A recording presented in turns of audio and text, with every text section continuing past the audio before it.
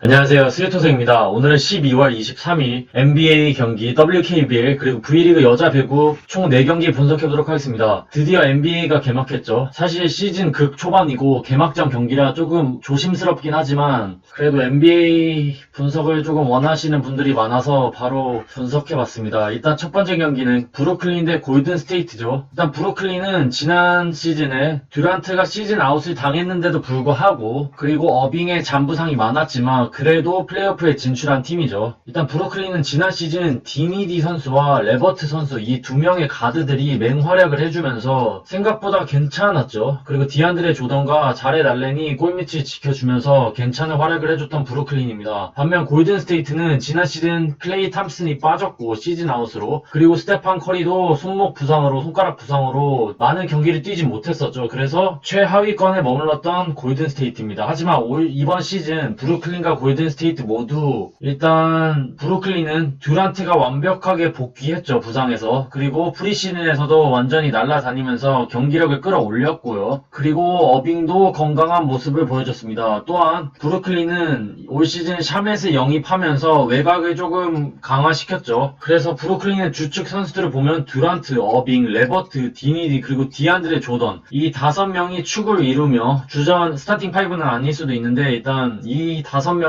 주축이 되어 브루클린을 이끌지 않을까 싶네요. 반면 골든 스테이트는 스테판 커리가 완벽하게 복귀를 했죠. 하지만 클레이 탐슨이 시즌 개막 직전에 아킬레스 파열로 이번 시즌도 아웃을 당했죠. 그래서 타격이 큰 골든 스테이트인데 그래도 켈리 오브레 선수를 영입했고 그리고 지난 시즌 도중에 위긴스를 영입했기 때문에 커리 그리고 위긴스 그리고 오브레 이 3인방의 케미 그리고 공격이 매우 기대되는 시즌입니다. 하지만 일단 이번 경기는 브루클린이 1.24로 정배를 받았고 골든스테이트가 2.82를 받았죠. 이 경기는 브루클린이 일반승을 가져가지 않을까 싶네요. 일단 가장 큰 이유는 골밑 장악력이라고 봅니다. 일단 브루클린은 디안드레 조던이라는 확실한 빅맨이 있고 그리고 자렛 알렌이라는 어린 센터가 있죠. 이 두 명의 선수가 괜찮은 빅맨들이기 때문에 아무 문제가 없고 이번에 돌아온 듀란트 선수도 신장이 매우 높은 선수이기 때문에 조금 높이에서 브루클린이 많이 유리한 경기라고 봅니다. 반면 골든스테이트는 루니와 파스칼이 버티고 있지만 사실 이 둘의 폭발력과 경기 장악력이 너무 부족한 선수들이죠. 또한 가장 큰 문제는 드레이먼드 그린의 출전 여부가 불투명한 상황입니다. 그래서 이 경기는 브루클린이 그래도 승리하지 않을까 싶고 핸디 기준점은 6.5인데 핸디도 브루클린이 가져가지 않을까 싶네요. 골든스테이트는 사실 이 경기에서 커리 선수가 엄청난 3점슛 능력 그러니까 외곽이 미치도록 터지지 않는 한 브루클린이 무난하게 승리하지 않을까 싶네요. 그래서 브루클린 승, 브루클린 핸디 승, 그리고 언오버는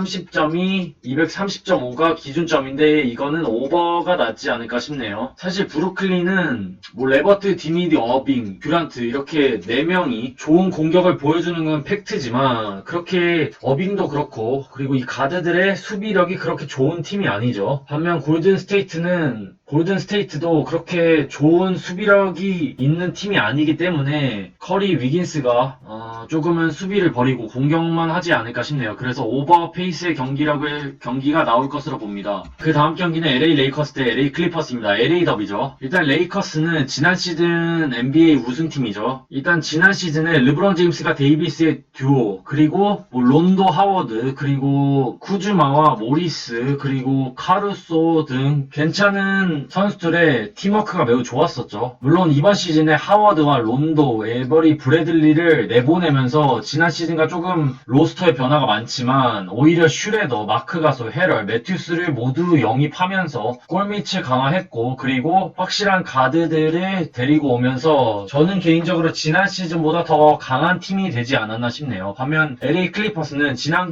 시즌에서 우승 후보긴 했지만 폴 조지가 심각하게 부진을 했었죠. 일단 슛감이 너무 좋지 않았고 레너드와 폴 조지의 단순한 팀워크, 케미 때문에 팀을 승리로 이끌지 못했었죠. 그리고 이번 시즌은 헤럴과 샤멧이 빠지면서 외곽과 그리고 벤치 득점력에서 조금 불안하지 않을까 싶네요. 물론 이바카를 영입하면서 골밑이 강화하긴 했지만 그래도 지난 시즌보다는 부족하다고 보고요. 일단 이 경기는 LA 레이커스가 1.44로 정배를 받았고 LA 클리퍼스가 2.14를 받았죠. 사실 르브론 제임스가 LA 레이커스에 오면서 개막전에서 모두 패배를 했죠. 그래서 이 경기가 조금 불안한 면이 있죠. 그리고 이 경기가 정말 어려운 이유는 사실 전력만 놓고 보면 레이커스가 우세한데 르브론 제임스와 데이비스 이 두 선수가 코로나 때문에 플레이오프가 완전히 뒤로 밀렸었죠. 그리고 시즌 시작도 지금 12월인데 하기 때문에 휴식 시간이 거의 없었습니다. 그래서 사실 이 두 선수 때문이라도 시즌 초반에는 이 두 선수를 조금 쉬게 할 수도 있다고 봅니다. 그러니까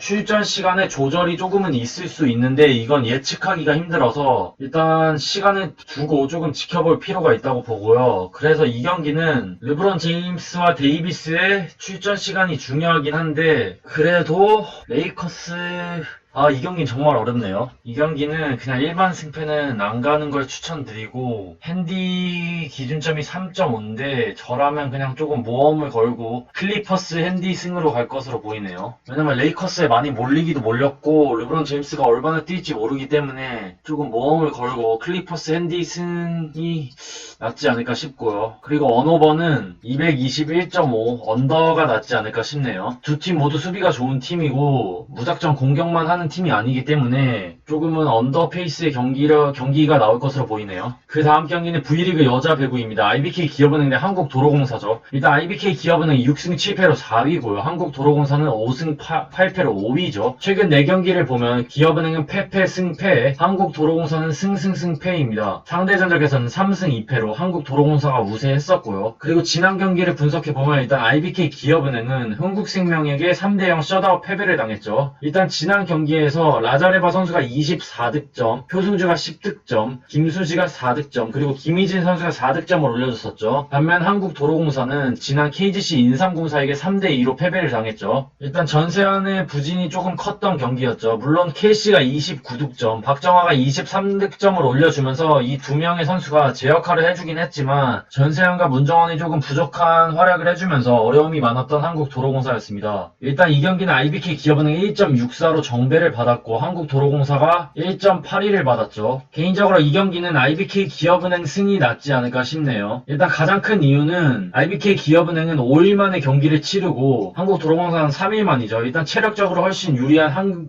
기업은행이고 그리고 홈 경기이기 때문에 많이 유리하다고 봅니다. 그리고 지난 경기에서 공격 성공률은 39.4%로 공격 성공 자체는 나쁘지 않았었죠. 물론 리시브가 많이 불안하긴 했지만 IBK 기업은행은 그나마 한국도로공사를 상대로 리시브가 좋았던 팀이기 때문에 IBK 기업은행이 긴 휴식을 가졌고 그래서 이 경기를 승리로 이끌지 않을까 싶네요. 그래서 IBK 기업은행 승, IBK 기업은행 핸디 1.5 승, 그리고 언오버는 184.5인데 오버가 낫지 않을까 싶네요. IBK 기업은행이 3대1 정도로 이기지 않을까 싶은데 그래도 경기 자체는 세트 간의 스코어 자체는 팽팽할 것으로 보입니다. 그 다음 경기는 WKBL 여자 농구입니다. KB스타즈 대 하나원큐죠. 일단 KB스타즈는 11승 3패로 1위고요. 하나원큐는 4승 10패로 5위입니다. 최근 4경기를 보면 KB는 승승승승, 하나원큐는 패패 승패로 오가고 있습니다. 상대 전적에서는 3승 1패로 KB가 우세하고요. 그리고 지난 경기를 분석해보면 일단 KB스타즈는 우리은행을 상대로 70대 62로 승리를 하며 리그 1위에 위치하고 있죠. 일단 지난 경기에서 2점슛 성공률 43.1%, 3점슛 성공률 15.8%를 기록했었죠. 일단 지난 경기에서 우리은행보다 2점슛 성공률과 3점슛 성공률이 더 좋지 않았지만 페인트존 점수에서 49대 33으로 압도했고 그리고 턴오버 고작 2개만을 기록하면서 매우 좋은 경기력을 보여줬던 KB입니다. 특히 박지수 선수가 29득점, 20리바운드로 엄청난 더블더블을 기록하면서 KB를 승리로 이끌었었죠. 반면 하나원큐는 지난 신한은행과의 경기에서 77대 66으로 패배를 했죠. 일단 2점슛 성공률은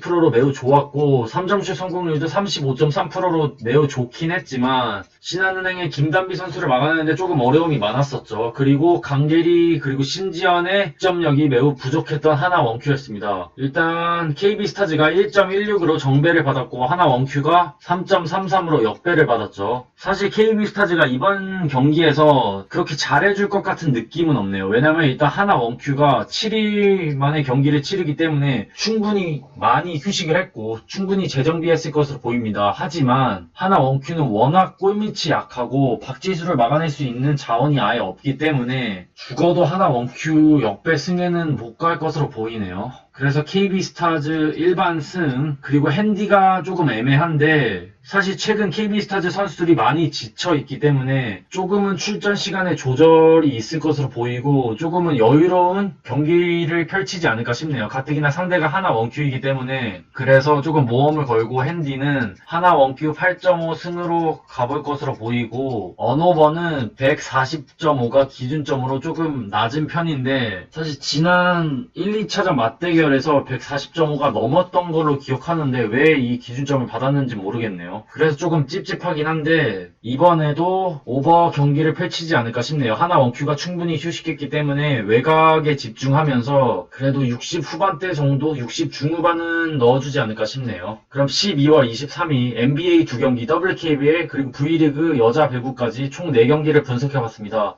NBA가 갑작스럽게 개막을 했고 경기 수가 많아지다 보니까 조금 정신이 없었네요. 그리고 바로 24일에 NBA 경기들이 매우 많은데 사실 제가 언제 업로드 할 수 있을지 모르겠네요. 그래서 혹시라도 업로드가 안 된다면 글이라도 써서 간단하게라도 올려보도록 하겠습니다. 그럼 시청해주셔서 감사합니다. 건승 렛츠고!